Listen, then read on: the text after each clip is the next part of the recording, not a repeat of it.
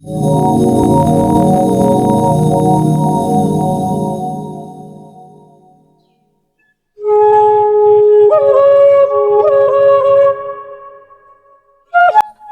ভালো না, বন্ধু তো নেই, ক্লাসে বসে নিয়েছি, খেলাধুলা করবো।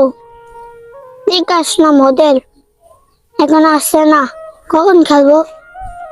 এদিকে তো দুপুর হয়ে গেল, না আর ভালো লাগে না। আমি তো বল সাথে যে দেখি তো।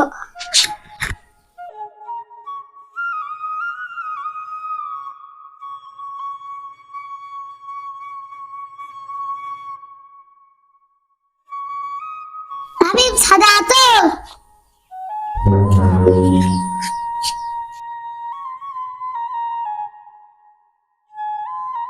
কলেজে গেল দেখি সে।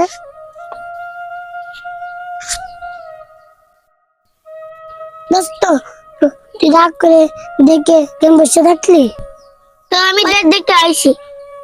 শোন দোস্ত, আমার কাছে বলে পড়াইছে, এই জন্য আমাদের রাগ করিস নি। এখানে এসে বই তাই কথা বলি। আচ্ছা ঠিক আছে।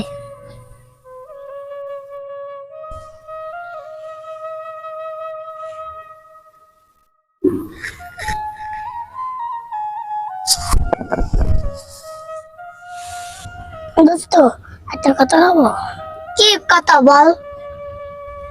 দেশে নাকি অনেক বন্যা আছে, এটা শুনলাম, টিভিতে দেখছি। মানুষের কষ্ট দেখে চোখে পানি দেখাতে পারিনি। কত মানুষ মরছে, গরু ছাগল হাঁস মুরগি পানিতে ভেসে যাচ্ছে। কি যে কষ্ট জানি না, আল্লাহ পাক মানুষ এতই না কষ্ট দিচ্ছে। দোস্ত এত কষ্ট আমিও তো টিভিতে দেখি, তো মানুষ পানিতে ভেসে যাচ্ছে, তো কষ্ট দেখলে সহ্য হয় না। দোস্ত এক কাজ করা যাক, চল আমরা বড়দের বইলে গ্রাম থেকে কিছু সাহায্য তুলে চল আমরা বড়দের কাছে যাই, বড় ভাইদের কাছে গিয়ে আমি কিছু বলি। গিয়েছে এখনো আসছে না, দিন দিন কত বসে থাকবো। দেখতে চলে আইসি। এত দেরি করলি কে তোরা? ও বিলি গেল, আমি ধরে নিয়ে আইছি।